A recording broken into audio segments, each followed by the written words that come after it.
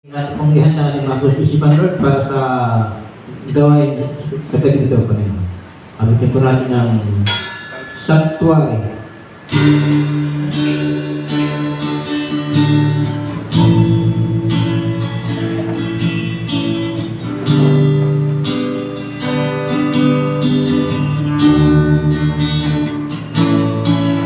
Lord, prepare me to be a sanctuary,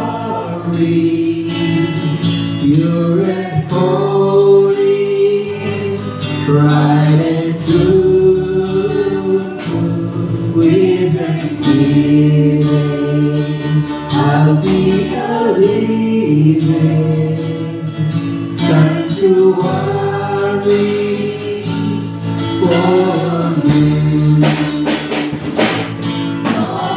Turn me to a sanctuary, pure and holy, tried and true. With thanksgiving, I'll be a living sanctuary for you. Sanctuary for you. Sanctuary for you.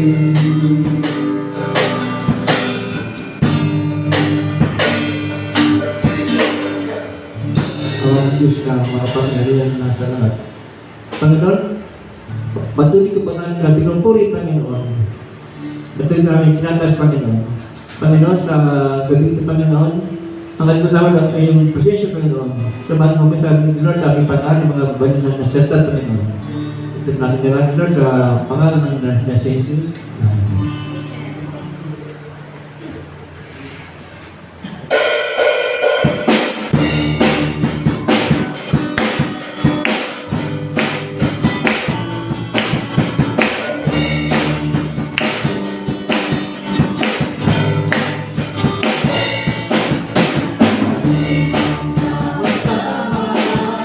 Purihin natin siya.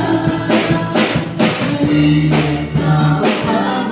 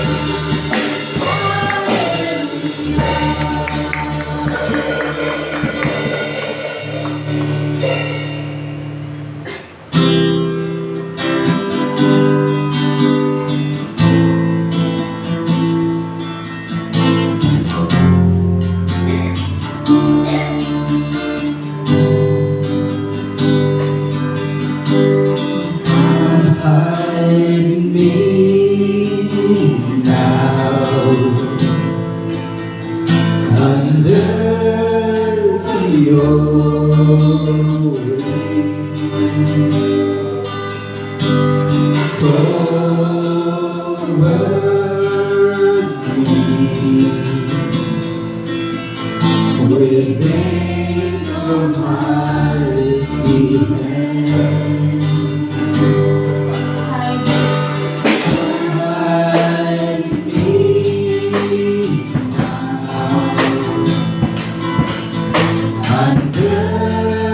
under your wings.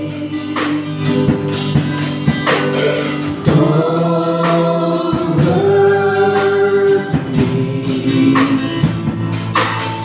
me within your mighty hand. The ocean rise and thunders roll. I will soar with you above the storm. Under you I feel over the I will be still and know you, my God. My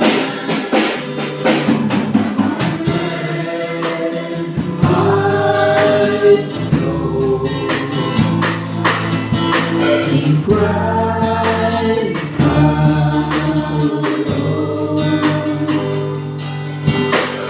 Know His power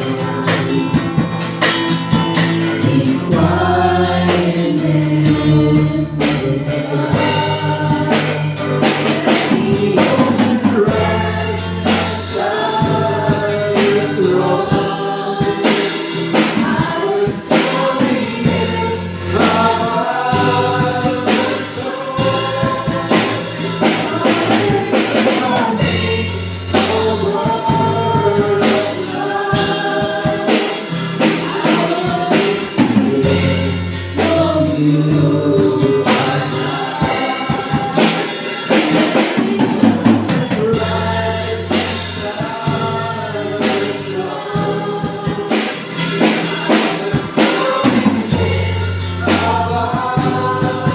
storm.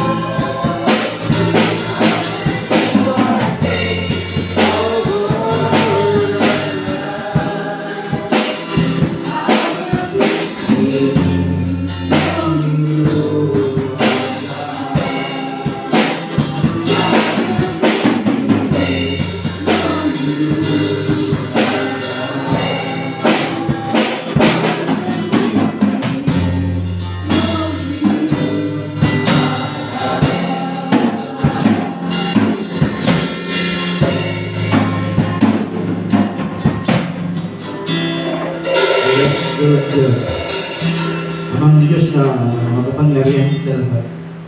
Panginoon, kayo po, tanong po kami Lord sa mga pangyarihan na kami Panginoon para lubos na manoy masaktan Panginoon. Kayo Lord, manguna sa aming gawain sa galing ito Panginoon. Basta mga kusipan para lubos na manoy masaktan Panginoon. Para dalang Lord sa pangalan na si Jesus. Amen.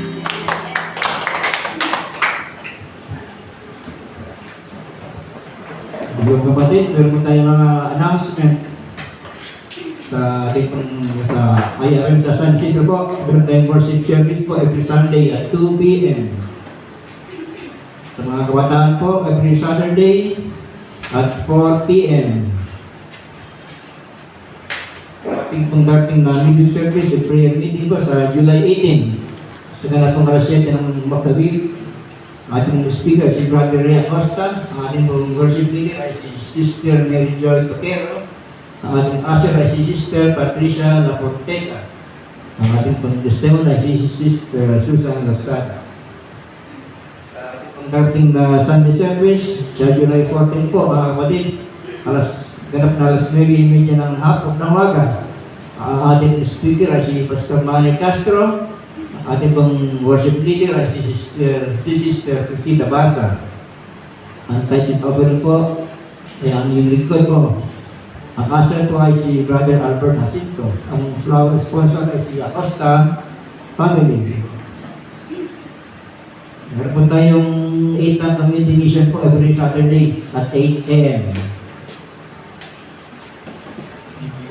Sa ano po, sa dating na Sabado, meron po tayong graduation. Ito yung BBS sa mga kabataan. Sa July 13 po, alas 2 ng hapon. Sa IRN, Manggahan Church. Ito po. Meron po tayong NCR District 1, Intercessory Ministry. Ito ang pangunahan ni Pastor Eldon Gallardo Sandig. Ito ay pinamatan nilang Heart of Prayer. At yung testimony na ay si Brother John Kurtz.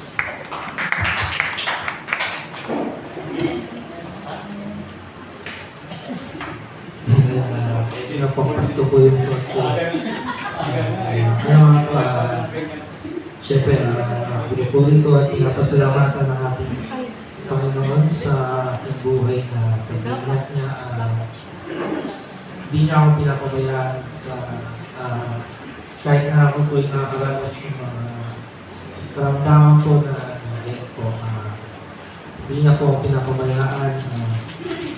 Pinapabay niya lahat ng pangailangan. Papasalamat ako kasi yung mga ibang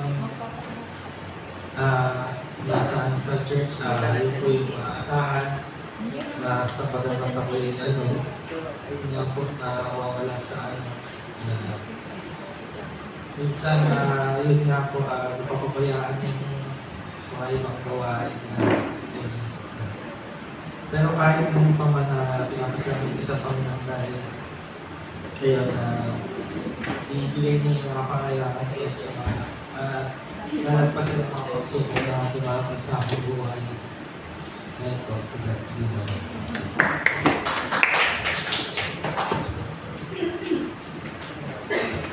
Ayan po, ang ating mong God's message po ay si Sister Crisnita Barsa.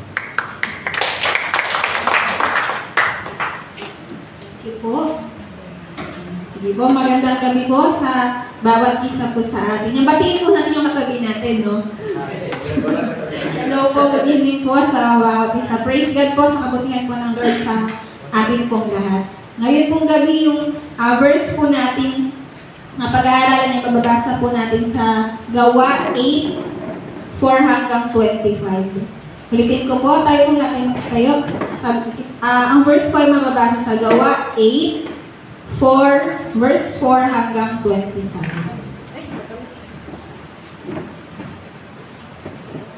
Yan, sabi po dito, ipinangaral sa Samaria ang magandang balita.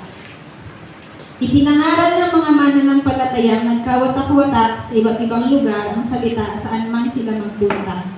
Nagpunta si Felipe sa lungsod ng Samaria at ipinahayag doon ang Kristo.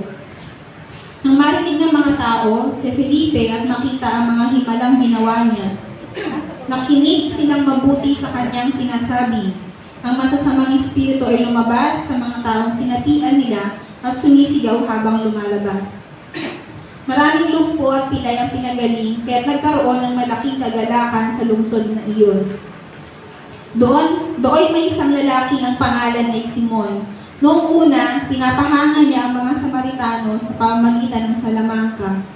Ipinagmamalaki niya na siya isang dakilang tao at pinapakinggan naman siya ng lahat, mula sa pinakamababa hanggang sa pinakamataas sa lipunan.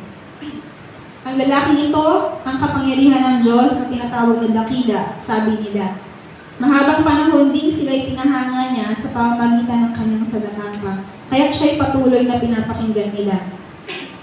Ngunit nang sumampalataya sila, nang ipangaral ni Felipe ang magandang balita tungkol sa kaharian ng Diyos at tungkol kay Jesucristo, nagpabautismo ang mga lalaki at babae. Pati si Simon ay sumampalataya rin at nang mabautismuhan ay patuloy siyang sumama kay Felipe. Humanga si Simon nang makita niya ang mga himala. Nang mabalita ng mga apostol sa Jerusalem na tinanggap ng mga Samaritano ang salita ng Diyos, isinugo nila roon sina Pedro at Juan. Pagdating doon, ipananalangin ng dalawang apostol ang mga Samaritano upang sila'y tumanggap din ng Espiritu Santo. sapagkat hindi pa ito bumababa sa kanino man sa kanila. Sila'y nabautismuhan pa lamang sa pangalan ng Panginoong Jesus. Ipinatong nila Pedro at Juan ang kanilang kamay sa mga Samaritano at tumanggap ang mga ito ng Espiritu Santo. Sa 18 po, nakita ni Simon ng Espiritu ay ipinagkakalob sa pamamagitan ng pagpapatong ng kamay ng mga apostol, kaya't inalok niya ng salapi sina Pedro at Juan. Bigyan din ninyo ako ng kapangyarihang ito upang sino mang patungan ko ng kamay ay tumanggap ng Espiritu Santo, sabi niya. Sinagot siya ni Pedro, naway mapapahamak ka kasama ng iyong salapi, sapagkat inakala mong mabibili ng salapi ang kaloob ng Diyos. Wala kang bahagi ni karapatan sa bagay na ito, sapagkat hindi tamang iyong puso sa paningin ng Diyos. At sisihan mo ang kasamaan mong ito at manalangin ka sa Panginoon na naway patawarin ka niya sa iyong hangarin. Dahil nakikita ko, puno ka ng inggit at bilanggo ng kasalanan. Sumagot si Simon, idalangin ninyo ako sa Panginoon para hindi ko sapitin ang alinman sa mga sinabi ninyo. Pagkatapos magpatotoo at mangaral ng salita ng Panginoon, bumalik sa Jerusalem sina Pedro at Juan. Ipinangaral nila magandang balita tungkol kay Kristo sa maraming nayon ng Samaria na kanilang dinaanan. Tayo po yumuko at manalangin. Panginoon, pinupuri ka po namin at pinasasalamatan sa gabi pong ito. Ikaw po ang manguna, Lord, sa aming pong kalagitnaan habang kami po ay nag-aaral ng iyong mga salita. And Lord, patawarin mo po ang bawat isa sa amin. Linisin mo, Lord, ang aming pong mga puso at isipan, naging karapat-dapat, Lord, sa iyong harapan, Panginoon. At buksan mo po, Panginoon, yung puso namin, Lord God, sa mensahe ngayong gabi na may maunawaan po namin ito at may apply po, Lord, sa amin pong mga buhay. Maraming pong salamat, Lord, sa iyo po ang papuri at pagsamba sa Panginoon Jesus. Amen. Amen. Sige po, tayo ay makakaupo na.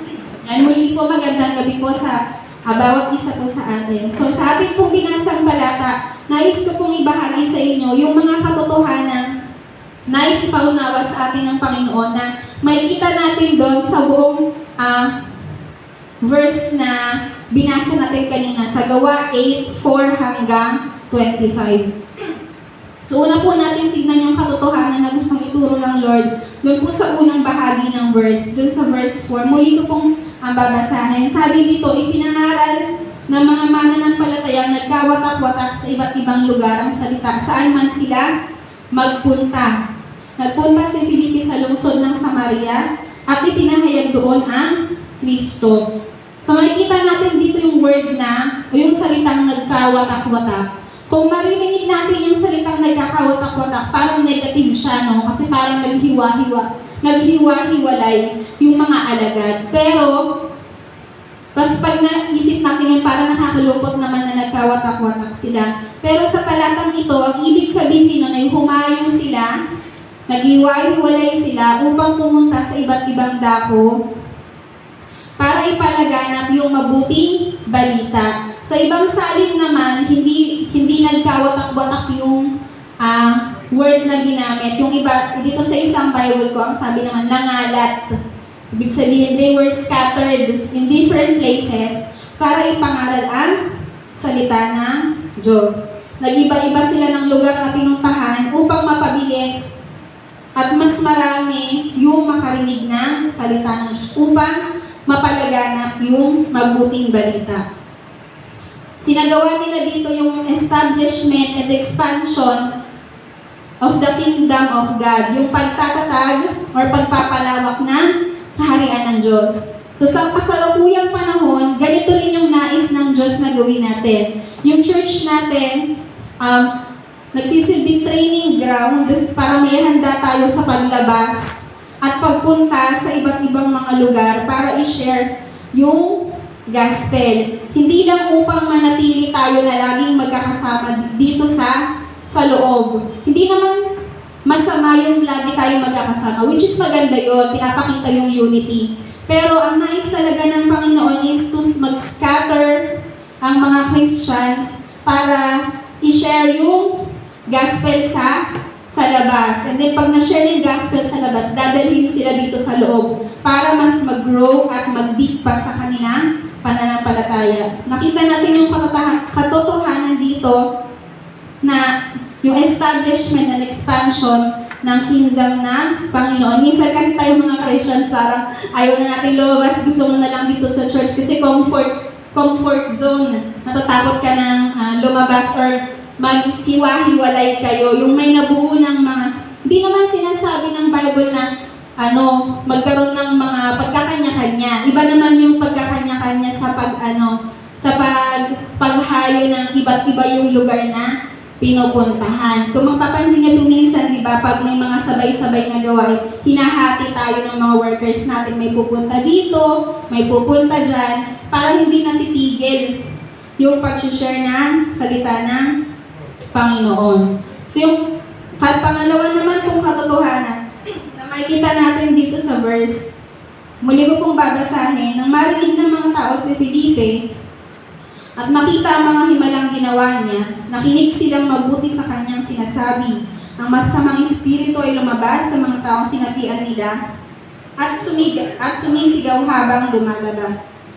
Maraming lumpo at pilay ang pinagaling, kaya't nagkaroon ng malaking kagalakan sa lungsod na iyon. So nagbunga yung pagkakawatak-watak nila o paghihiwalay nila dahil may mga taong nakarinig ng salita ng Panginoon. At makita natin dito yung kagandahan na idulot or bunga kapag ang tao ay nakapakinig ng mabuting balita. Sabi doon, lumaya sila sa pagkaalipin ng kasalanan at ng karamdaman. At hindi lang lumalaya sa kasalanan at sa karamdaman, nagbibigay pa ng lubos na kagalakan doon sa mga taong nakapakinig ng salita ng Panginoon. Parang tayo din, the first time na tayo ay na-share ng Word of God, merong kagalakan doon sa heart natin, di ba? Nung una tayo nakarinig ng salita ng Lord, merong kagalakan sa puso natin na hindi natin ma-explain. Na tanging Word of God lang yung maglalagay ng joy na yun sa puso natin. And nung sineto ni Felipe doon sa mga taga-Samaria, sabi yung mga masamang espiritu daw ay lumabas doon sa mga taong sinabihan. So, ganun ka-powerful yung salita ng Panginoon. Sabi po dito, wherever the gospel goes, it brings a joy greater than anything of this world.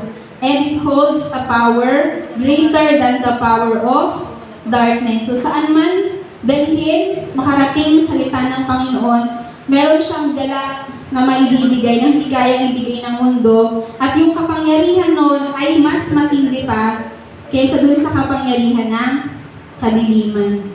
So yung third po na katotohanan na makikita natin dito sa verse is yung tungkol dun sa lalaki na nagngangalang Simon. Muli ko kung babasahin yung verse tungkol po kay Simon, sabi, doon may isang lalaki, ang pangalan ay Simon. Noong una, pinapahanga niya ang mga Samaritano sa pamamagitan ng salamangka or magic, mga ginagawa niya sa na nakakapagpahanga doon sa mga tao sa paligid niya. Ipinagmamalaki niya na siya isang dakilang tao at pinapakinggan naman siya ng lahat mula sa pinakamababa hanggang sa pinakamataas sa lipunan. Ang lalaking ito, ang kapangyarihan ng Diyos na tinatawag na dakila, sabi nila. Mahabang panahon din sila pinahanga niya sa pamamagitan ng kanyang salamangka, kaya't siya'y patuloy na pinakikinggan nila. So, mababasa natin dito, merong isang lalaki na Simon yung pangalan.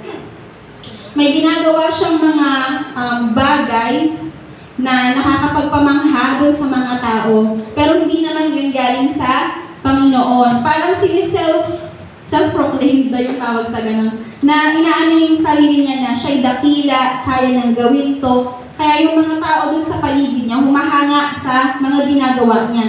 Na-amaze sila dun sa mga ginagawa niya. At tinuturing pa siya na isang dakila. Pinapaniwalaan na siya Diyos galing yung kanyang mga ginagawa. Ngunit, nung si Felipe ay dumating dito sa Samaria, at i-share yung magandang balita tungkol sa kaharian ng Diyos at tungkol kay Jesucristo, nagpabautismo yung mga lalaki at babae. Dahil dun kay Felipe, nag-share siya dun sa Samaria, nabuksan yung isip ng mga tao na, ay, mali pala itong ginagawa ni Simon.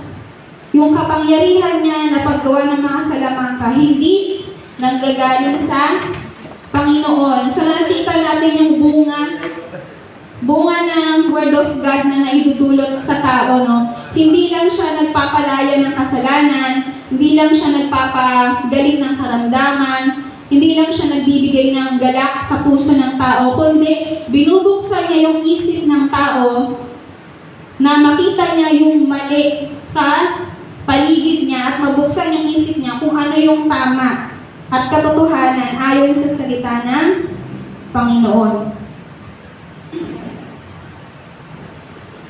So habang si Simon ay nagtuturo dun sa mga taga-Samaria, ay si Felipe nagtuturo dun sa mga taga-Samaria, si Simon patuloy niya pa rin ginagawa yung paggawa ng salamangka, pero isa rin siya sa mga nakarinig ng salita ng Panginoon. Yan. Tunuturing niyang sikat yung sarili niya, titanyag nung panahon na yon. Pero syempre dahil maraming tao yung nakikinig kay Felipe, siguro napasama siya o nakapakinig din siya ng salita ng Panginoon. Mula noon, ay sumampalataya rin si Simon sa Panginoon. Siya'y nabautismuhan at sumama rin kay Felipe sa kanyang pag-misyon. Parang naging assistant, ganyan. Nakita na rin niya kung sino yung mga taong tinuruan ni Felipe.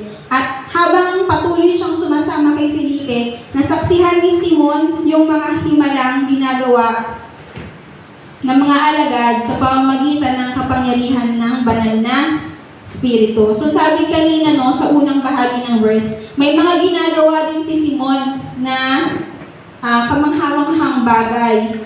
And nung napasama siya kay Felipe, siya naman yung nakakita kung ano naman yung mga ginagawa nila Felipe, at ibang-iba yung pinagmulan ng kapangyarihan niya doon sa pinagmumulan ng kapangyarihan nila Felipe. So ito si Simon, sumampalataya naman siya eh. Sabi nga nagpabautismo pa siya at sumama siya kay Felipe. So sa puso niya, meron na siyang paniniwala sa Lord, meron na siyang faith. Sa kabila ng paniniwala ni Simon na siya ay sumasampalataya na sa Panginoon, hindi pa rin naalis sa kanyang puso at ang inggit at paghahangad na siya ay maging tanyag. So nakita natin si Simon, kahit nakarinig na siya ng Word of God, kahit nanampalataya na siya, kahit nagpabautismo na siya, kahit lagi na siyang sumasama kay Felipe, meron pa rin palang isang bagay sa puso niya na hindi pa naalis. Yun yung inggit at paghahangad na siya ay maging tanyag. Kasi sabi dun sa binasa natin kanina, ang haba ng panahon na siya yung kinikilala dun sa lugar nila. Ang haba ng panahon na siya yung tanyag doon, siya yung sikat doon. So all of a sudden, nung dumating yung salita ng Diyos dun sa lugar nila, nabuksan yung isip ng mga tao na hindi pala siya dapat yung maging tanyag. Hindi pala siya dapat yung maging sikat doon sa lugar nila. Kaya kahit sa kaalaman niya, nagkaroon na siya ng pananampalataya, may inggit pa din sa puso niya. At may paghahangad pa din siya na maging tanyag. Dahil doon sa puso niyang yon, ganito yung ginawa niya. Inalok niya ng salapi ang mga alagad upang magkaroon din siya ng kapangyarihan tulad nila. Inalok niya ng pera. Akala niya makukuha niya, makakamit niya yung ganong mga gawa ng mga miracles sa pamamagitan ng pera. Inakala niya na magkakaroon siya tulad ng mga ginagawa nila Felipe. Sinabi niya, bigyan ninyo ako ng kapangyarihang ito upang sino mang patungan ko ng kamay ay tumanggap ng Espiritu Santo. Inakala ni Simon na mabibili ng salapi ang kaloob ng Diyos, ngunit siya'y nagkamali. Sinabi ng mga alagad sa kanya, pagsisihan mo ang kasamaan mong ito at manalangin ka sa Panginoon at naway patawarin ka niya sa iyong hangarin. Dahil nakikita kong puno ka ng inggit at bilanggo ng kasalanan. Sa mga ibang English na pag-aaral po natin ito, dinidescribe si Simon dito na may wrong motive sa kanyang pagsama kila Felipe. Yung gusto pala niya na siya yung maitaas. Yun pala yung hangarin niya. Kahit sa tingin niya ay may faith na siya sa Panginoon, isa na siya sa mga mga tao na sumasama sa pag-share ng gospel, pero may mali pala sa puso niya na naghahangad siya ng iba na siya yung maging tanyag at gumamit pa siya ng salapi. Akala niya iyon yung paraan para magawa niya rin kung ano yung mga ginagawa nila Felipe. Yung mga ginagawa kasi nila Felipe through the power of the Holy Spirit from the Lord. Yung kay Simon, alam na natin kung saan nanggagaling. Siguro bagong, hindi pa malalim ang si Simon di sa tinutukoy sa talata. Kaya ganun yung puso niya. So what I want to share po is yung kahit matagal na tayo sa church, kahit matagal na tayo sa ministry, madami na tayong talento na binibigay ng Panginoon, kahit feeling mo, alam mo na lahat, yung kaya mo nang gawin kung saan ka magilagay na mga task, na mga gawain, lagi pa rin natin i-check yung puso natin kung tama pa ba, yung puso natin sa harapan ng Panginoon. Kung tama pa ba yung motibo ng paglilingkod natin. O katulad na tayo ni Simon na nakakilala nga sa Panginoon, ngunit may hangarin palang may taas ang sarili. So sa talata pong ating pinag-aaralan, the main focus nito is yung pagpapalawak ng kaharian ng Diyos. Ngunit paano natin mapapalawak yung kaharian ng Diyos kung minsan pala nagiging tulad tayo ni Simon na may wrong motive na pala. Paano tayo hahayo sa labas kung iba na pala yung motibo ng heart natin. So ngayon pong gabi, ang hinihiling ko po tayo po yung muko at manalangin at check yung hearts natin. Lord, tama pa ba yung puso ko sa'yo? Tama pa ba yung mga motibo ko kapag ako ay nagsisimba, kapag ako ay nagde-devotion? Masaya pa ba ako sa ginagawa ko? Or gusto ko ako na yung naitataas? Sige po, tayo pong lahat ay yumuko. Lord, maraming pong salamat sa salita mo, Lord, na amin pong pinag-aralan ngayon pong gabi. Lord, salamat po sa mga katotohanan na amin pong nakita, Lord, na yung expansion and establishment po ng kingdom mo, yung dapat po namin maisagawa, Panginoon. Tulungan mo kami, Lord, na magkaroon ng wisdom and knowledge ng kalakasan na lumabas to share your gospel, Panginoon. And Lord, i-check mo palagi yung puso ng bawat isa na naririto, Panginoon. Kung ito po ay tama pa ba sa iyong paningin, tama sa iyong harapan. And Lord, patawarin mo kami, Lord. Patawarin mo po ang bawat isa sa aming Panginoon. Kung dumating man, Panginoon, sa point na aming pong mga motibo ay hindi na po naging ayon, Lord, sa iyo pong kalooban, Panginoon. Patawarin mo po kami, Panginoon, at iayos, Lord, ang puso ng bawat isa. Maging ayon po, Panginoon, sa iyong kalooban, Panginoon, para po sa iyong kapurihan, Lord God. Sapagkat lagi kang tumitingin sa puso namin, Panginoon. Maitatago namin, Lord, ang mga kilos namin, Lord, mga totoong nangyari sa mga tao, Panginoon. Pero, Lord, wala po kami maililihim sa iyo. Ikaw po ang nakakakita, Lord, ng lahat po ang mga ginagawa ng aming pong mga desire at ng aming pong mga motibo, Panginoon. We pray na lagi po ito, Lord, maging tama sa iyong harapan. At Lord, yung heart namin, ito po ay mapandin lang, Panginoon. Ito po ay deceitful, Panginoon. Huwag pong pangunahan, Lord God, ng mga emosyon, ng mga damdamin, Panginoon, na hindi po ayon sa iyo. Ikaw lagi, Lord God, yung magbigay, Panginoon, sa bawat isa ng tamang damdamin, Panginoon, para sa amin pong mga ginagawang ministry ay laging kagalakan, Lord, yung amin pong maramdaman, Panginoon. Maraming pong salamat, Lord, sa iyo po ang papulit pagsamba sa pangalan ni Jesus. Amen. Amen.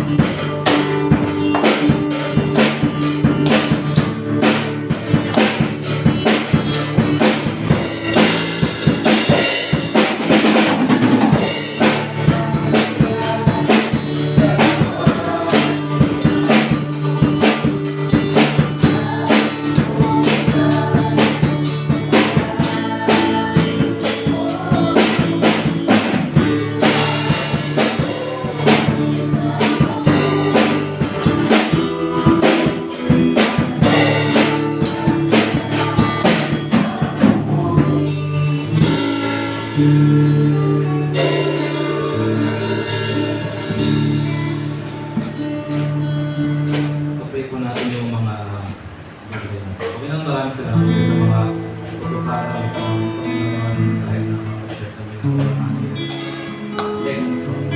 Panginoon, para Panginoon, kayo din ang mga mga malalim na Panginoon, naman sa mga lalo sa mga maraming salamat po.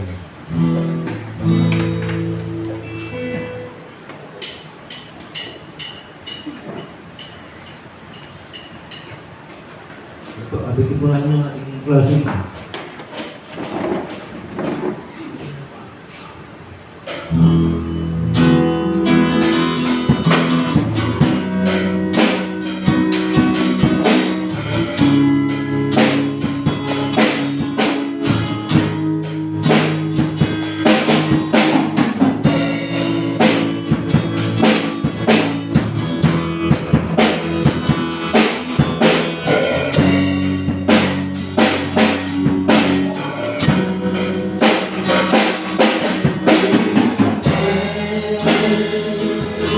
We are grateful, give to the Holy One. Give because He's given Jesus Christ, His Son.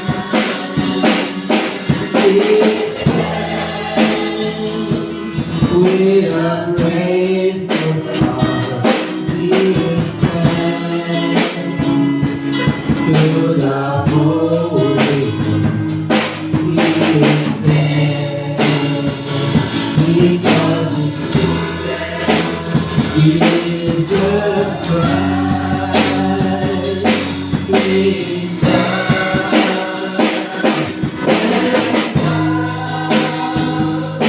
Let the weak say, I am strong. Let the poor say, I am rich. Because of what the Lord has done for us.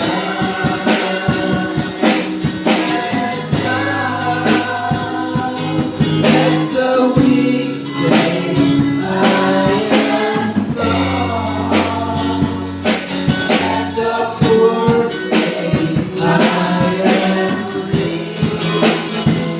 Because of what the Lord has done for us.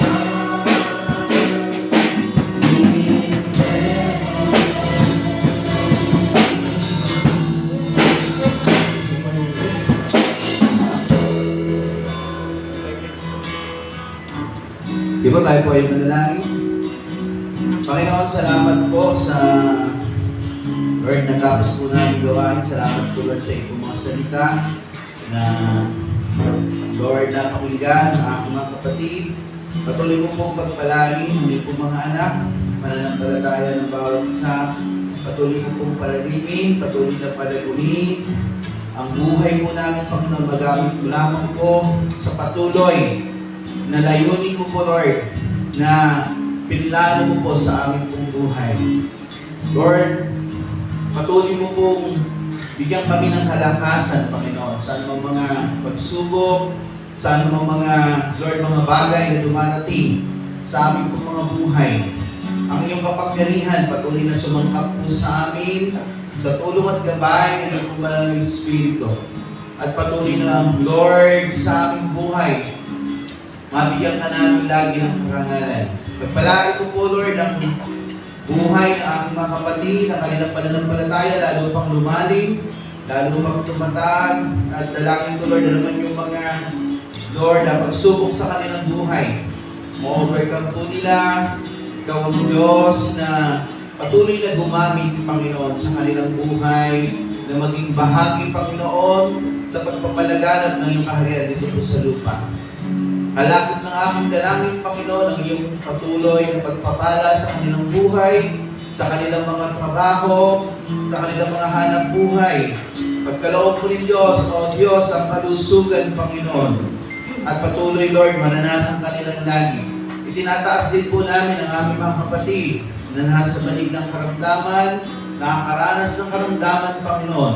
Ipuin mo po sila at patuloy na ang kagalingan ay paranas mo po sa kanila. Lord, Ikaw ang Diyos na patuloy na manguna, sumama, magpala po sa bawat isa sa amin. At sa gabi po ito, sa pagtataas ko po ng aking kamay, iparanas mo po sa amin ang iyong pong mayamang basbas, ang pag-ibig ng ating Amang nasa langit, ang patuloy nating maranasan, ang pagliligtas ng ating Panginoong Hesus, at ang patuloy niyang pagpapalago sa ating pananampalataya. Gayon na rin ang pagkipisan ng Diwang Banal, ang siyang sumating lahat mula ngayon at sa magpakailanman. Amen. Amen.